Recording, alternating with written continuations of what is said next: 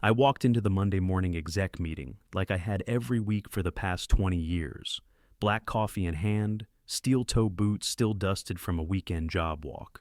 Only this time, every chair was filled early, and the usual banter was gone. Then I saw Kyle. He was sitting at the head of the table like it was his damn birthright. Tie perfectly knotted, some sleek tablet in front of him, not a callus on either hand. The air was off. Too quiet. Nobody was looking at me. "Ray," said Lisa from HR, her voice like she was reading a eulogy. "Before we begin, I need to read a formal notice." I didn't even sit down yet, just stood there, blinking, still waiting for the punchline. She read the letter, flat, cold. Effective immediately, Raymond Manford is relieved of all duties at Manford Build and Supply. Final compensation and benefits details are enclosed. I stared at her, then at Kyle. "What the hell is this?" I said. Kyle didn't answer. He didn't even look up. Just slid a manila envelope across the table toward Donnie Sutter, our lead foreman since the 90s, a guy who once pulled me out of a collapsed stairwell with his bare hands. "Early retirement package," Kyle said, finally speaking. His voice had that new boardroom polish. "Effective today, we're restructuring, moving toward a more scalable model." Donnie didn't blink, just nodded, signed the form with his beat-up pen, and stood up. His hands trembled slightly, not from fear, from anger. He didn't say a word, but as he walked past me, he slipped something into my palm. I didn't even look at it right then. I was still frozen. "Old model?" I said. "What does that even mean? You think I'm part of the damn problem?" Kyle finally looked at me, but only for half a second. No apology, no reasoning, just corporate ice. "You've done a lot for this company, Ray," he said, "but it's time we evolve. Grandpa built something strong, but it's time to modernize." "You think throwing your own brother out the door is modernization?" I asked. No answer. "Quick note, before listening, share which city or country you're watching from." Donnie didn't stop walking, just pushed the door open and left. I followed him out 10 seconds later, numb. I didn't open that scrap of paper until I was back in my truck. It had just 2 lines, written in his sloppy block letters. "They made me choose, Ray. If you're gone, this ain't Manford anymore." I slammed the steering wheel so hard it cracked my knuckle, but I didn't bleed, not yet. I sat in the truck for a long time with that note in my hand, fingers locked around the wheel like it could anchor me to something solid. Donnie's words burned more than the blindsiding. They made me choose. I didn't go home, didn't call anyone, just drove, no plan, just asphalt and rage. I ended up in the old yard behind the South Warehouse, where we used to stack reclaimed lumber back in the early days. The paint was faded. One of the gate hinges still squeaked the same way it did in Soho 3. That was the year Dad had his stroke. He was 56. I was 23 and 1 semester from finishing trade school in Ohio. Framing and finish carpentry. I had plans. But when Mom called, crying, I packed everything in the back of my truck and drove home without even withdrawing from classes. Grandpa was slowing down. Someone had to run things while Dad learned to walk again. I never left. Kyle? He stayed put in Colorado, some fancy private business school in Boulder. He sent flowers. Called once a week, always between meetings.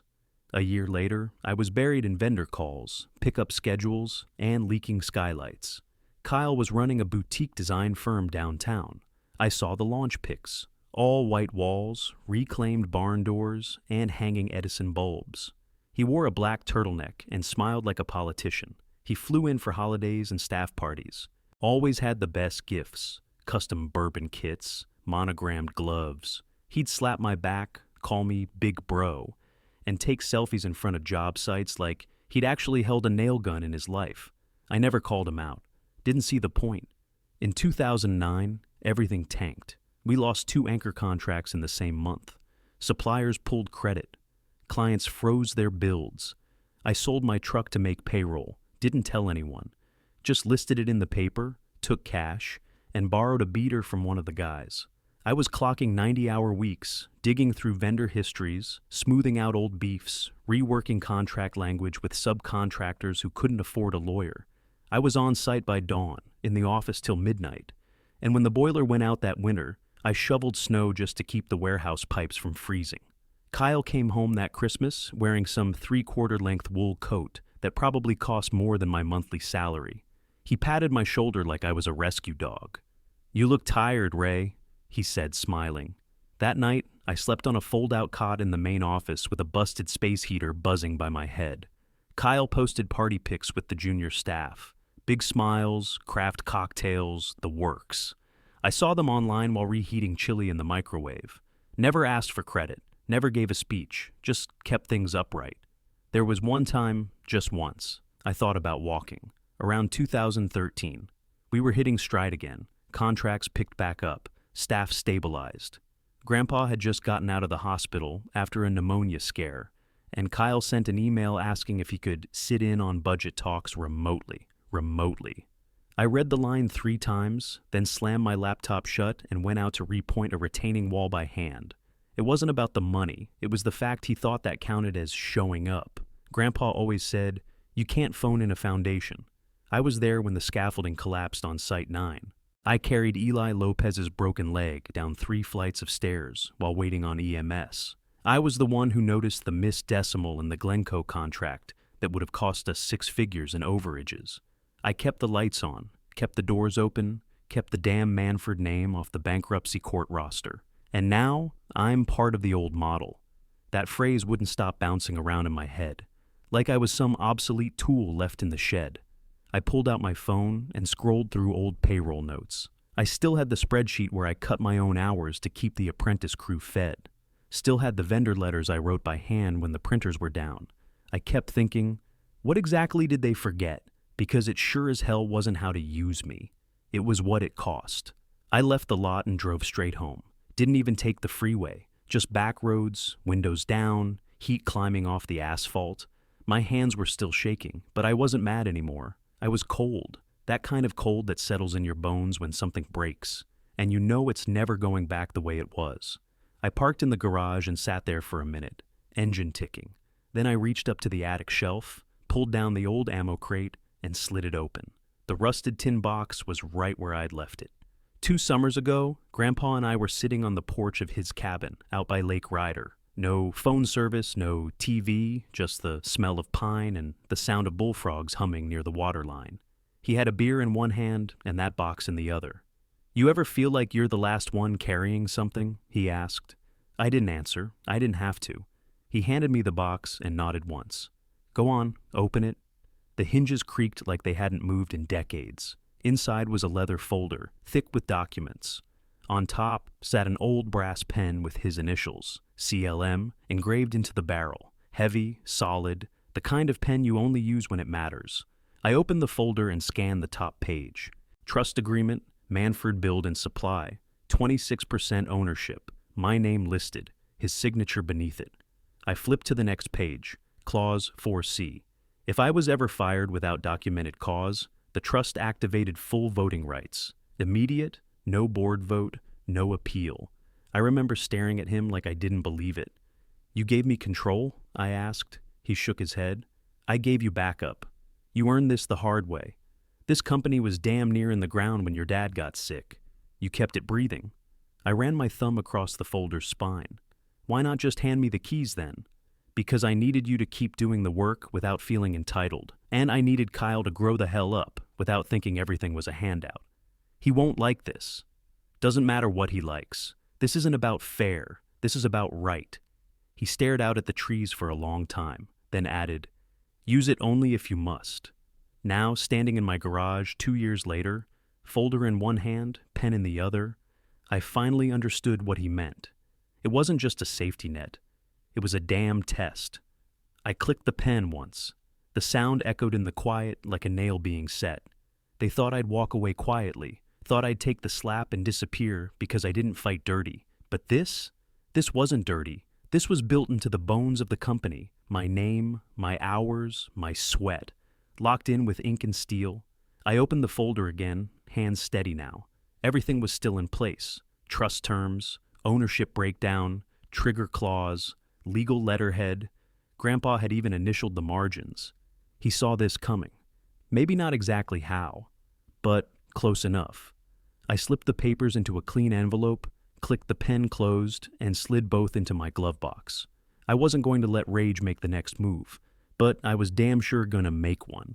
I drove straight to Russ Delaney's office the next morning, didn't call, didn't need to. The man had worked with Grandpa since the late 80s, long enough to know that if I showed up before 8, something was on fire. He was in the back, hunched over 2 monitors and a legal pad, same scuffed brown loafers he always wore. "Ray," he said, standing. "Everything okay?" I dropped the folder on his desk and pulled out the pen. "Need you to read this, all of it." He sat down, adjusted his glasses, and started flipping through. First page, no reaction. Second page, one eyebrow went up. By the third, he gave a low whistle and leaned back in his chair. "Well," he said, tapping the pen against his knee, "looks like Kyle just made a mistake."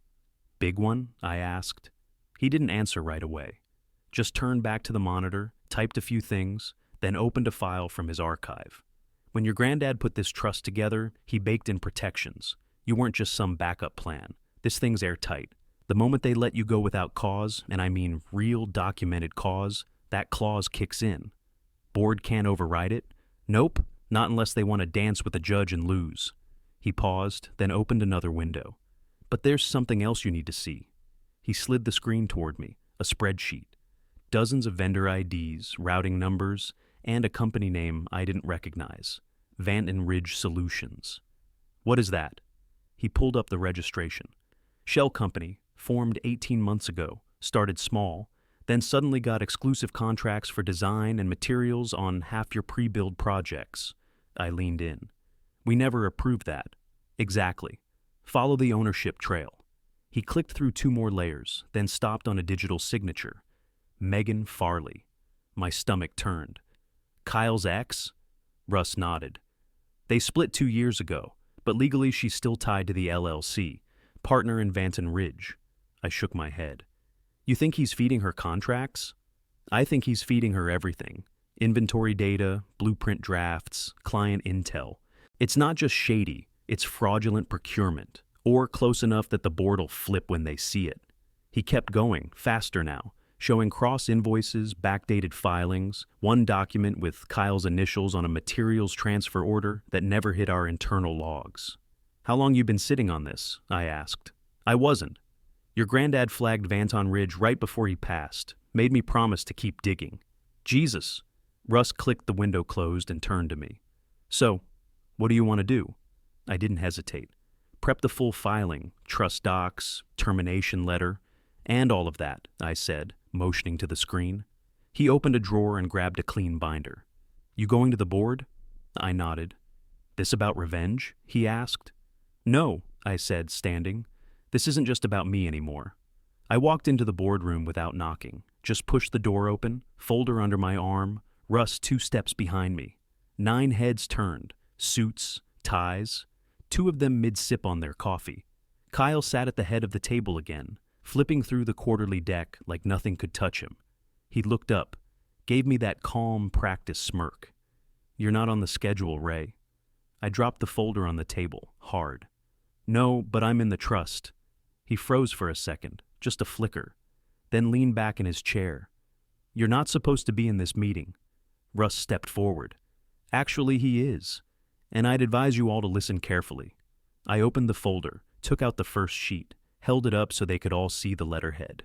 "This is the trust established by Clarence L. Manford," I said. "It gives me 26% voting control of this company." "Doesn't mean anything," Kyle shot back. "You were terminated." I flipped to the next page. Clause 4C. If I'm fired without documented cause, voting rights transfer immediately. No board review. No appeal. Murmurs rippled around the table. Kyle tried to laugh it off. "That's not enforceable. It's a formality." "Legal and binding," Russ cut in. "Filed with the original incorporation documents. You'd know that if you'd read anything your grandfather left behind instead of gutting it." One of the board members, Glenn Morris, old school numbers guy, leaned forward. "Is this legit, Russ?" "As it gets." I pulled out the next set of papers. "And while we're here, let's talk about Vanton Ridge Solutions." Kyle's jaw tightened. He looked around like someone might step in for him. Nobody did. "These are backdated transfer forms signed with your initials," I said, laying them out. "Shell company set up by Megan Farley, your ex." "Business development," Kyle said quickly. "That was an external partner." "No," Russ said.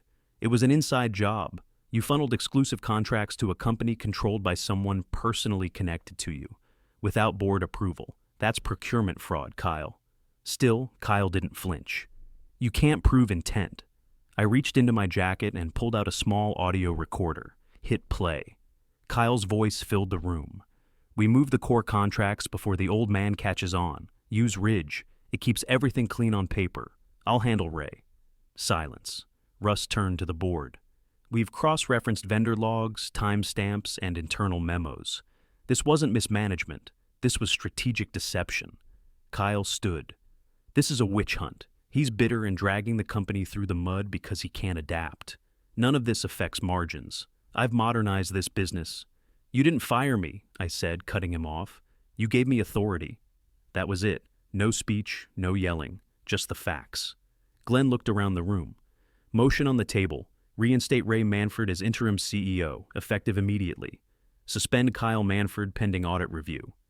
I second it, said Angela, head of inventory.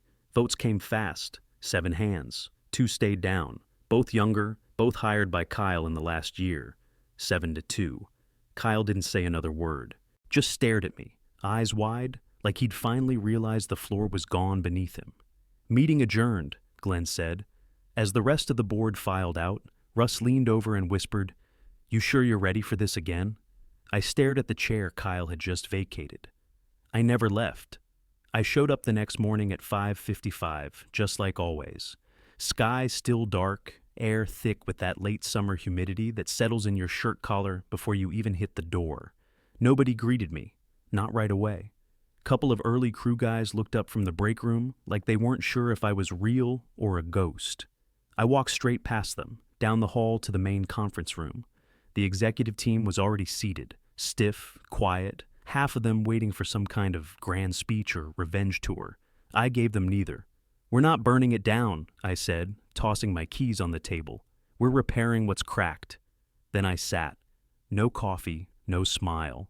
I spent the first hour going over backlog status, cash flow reports, and pending supplier checks.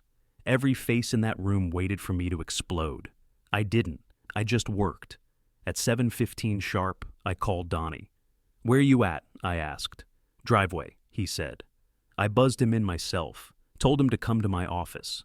When he walked in, he looked like he hadn't slept. Flannel shirt wrinkled, boots scuffed, hard hat still hooked to his belt like muscle memory. I handed him a single sheet of paper, senior site advisor, salary bump, health reinstated, full authority to review field operations and hiring. His hands shook as he read it.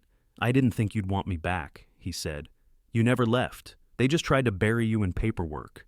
He blinked fast, wiped his face with the back of his wrist. Didn't say thank you. Didn't have to. We shook hands, and he went straight out to the site map wall without another word. First order of real business? I dissolved Kyle's Innovation Council, 12 people, all shiny resumes and 0 field hours. Consultants who spent more time making slideshows than managing builds. Not one of them could name the last job site they had visited in person. Your contracts are done, I told them. We're moving forward with people who have seen a foundation poured. Nobody argued, not even a whimper. By Thursday, word had started to spread. That Manford was steadying, that the bloodletting was over, that decisions were being made by someone who knew the weight of a skid steer invoice. On Friday, I got a call from River State Supply, old school outfit. We'd partnered with them for nearly 20 years until Kyle cut the line, said they lacked innovation. I heard you're back, their rep Marta said. You still honor handshake deals? Only if they come with paper backup, I said. She laughed. Faxing it over now. By end of day, we signed a 7-year materials agreement. Nothing flashy, no ribbon cutting, but fair pricing, honest terms, and first dibs on reclaimed steel out of the new Mississippi yard. It felt like muscle memory, like something we'd known how to do before it got dressed up in buzzwords and PowerPoints. The staff didn't cheer, nobody clapped, but I noticed the shoulders drop a little in the hallway. The tension started to leak out of the walls. I didn't need anyone to say it out loud. They just needed to see it could be real again. It was just after lunch when there was a soft knock at my door. I looked up. Devin Wilkes stood there, skinny kid, no tie, sleeves rolled, nervous as hell. Got a minute? He asked. Yeah, come in. He closed the door behind him and didn't sit, just stood near the edge of the desk, like he was debating turning around. "I'm not here to cause trouble," he started, "but I think you should have this." He reached into his jacket and pulled out a USB, set it down between us like it was ticking. "What is it?" I asked. "Kyle offered me a director title and a 30% raise, if I reported on Donnie, Angela too, anyone he called legacy liability." I stared at him. "You do it?" He shook his head fast. "No, I couldn't. My dad used to work here, framing division, back when your grandfather ran things. I watched him take calls on Christmas Eve to finish drywall quotes." I picked up the USB. "What's on here?" "Recorded calls. I didn't mean to get them at first, but Kyle would call my work cell, talk straight, didn't care who was around." He paused, looking like he wanted to run. "I'm not looking for a raise or a promotion or whatever. He looked me dead in the eye. "Just don't make me regret staying." I stood and reached across the desk, shook his hand hard. "We need people like you for the next chapter," I said. "You did the right thing." After he left, I shut the door and plugged the USB into my laptop. It was worse than I expected. Kyle talking like he owned the company in blood, laughing about how easy it'd be to clean house, how the old guard was dead weight.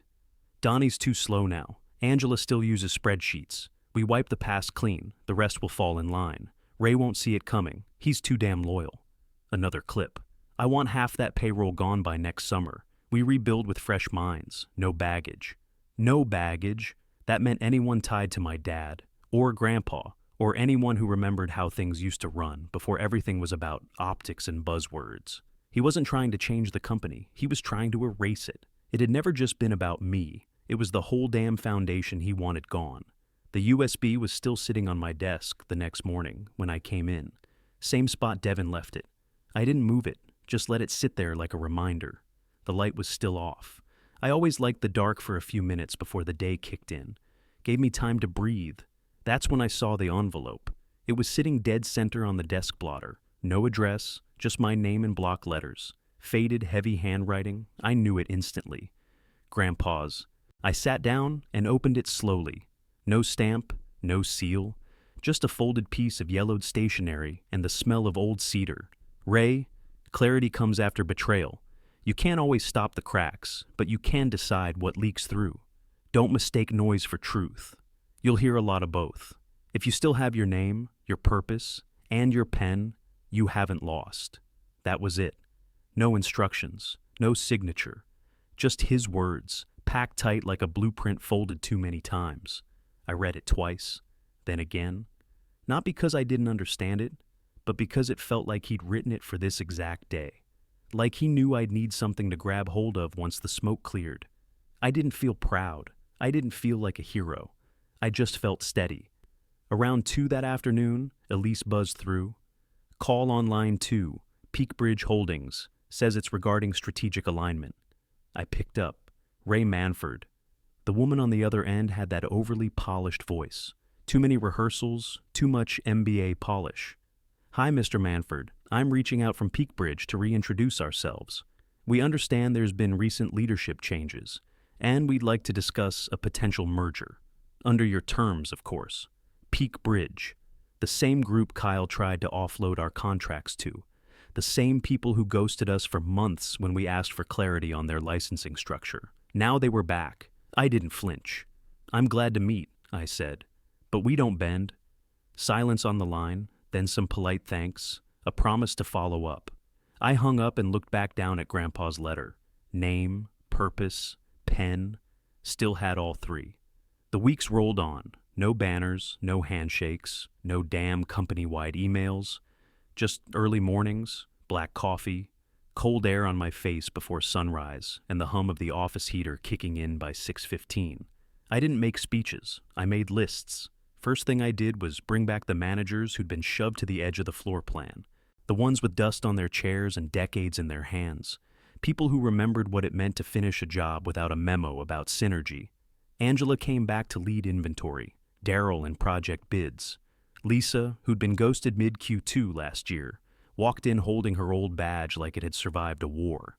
I set real timelines, the kind you can measure with boots in the dirt, not some color-coded dashboard nobody reads past Tuesday. Killed off all the branding fluff.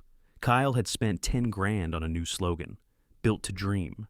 I replaced it with the original motto Grandpa carved into the job trailer back in '78. We build what we can stand on. That was enough. The execs kept their heads down. Most of them didn't push back. The ones that did, soft pushback, the kind that comes with too many spreadsheets and not enough scars, got reassigned or nudged toward the door. I didn't fire people to prove anything, but I wasn't going to babysit grown adults who didn't know the feel of rebar in their hands. Mid-month, I got an email from Elise, our payroll lead who'd been here since I was in high school. Simple message. You weren't the shadow, you were the spine. That one I printed, folded it once, tucked it into the drawer right next to Grandpa's pen. Didn't say a word about it, but I opened that drawer every morning before logging in. Not out of ritual, just to remind myself why the hell I was still here. We didn't explode, we didn't go viral, but River State delivered ahead of schedule. 3 old clients called, not because we reached out, but because they heard we'd gone quiet and solid again. It wasn't flashy, but it was real. We were back to building, brick by damn brick. Months passed, no headlines, no champagne, just steadiness. The office settled into something that felt like muscle memory. People walking taller, speaking clearer. Nobody whispered in the hallways anymore. Nobody flinched when I walked past. The audit wrapped last week. Kyle's name came off the books. Official. Megan vanished from every line item, every vendor list, every damn contract she tried to hide behind. We cleaned house, quiet and thorough. This morning, I walked into the same boardroom where Kyle fired me. Same chairs, same light flicker above the screen. Only this time, the seat at the head of the table was already mine. Elise handed me the contract. 10-year deal with Apex Freight. Solid numbers, real deliverables, no gimmicks. Looks good, I said. Apex's rep, tall guy in his 50s, suit looked lived in, shook my hand with both of his. We stuck around because of your name, Ray. Simple, direct, nothing fancy. I signed. They packed up, gave the usual smiles and polite talk about mutual growth. After they left, the room emptied fast. I stayed. The quiet hit different now, not lonely, just still. I sat down at the end of the table, same chair I'd been tossed from. My hand reached automatically for the drawer beside me. It opened smooth. Inside, Grandpa's pen, heavy and cold against my palm. I clicked it once, not because I needed it, but because it reminded me, I'm still here.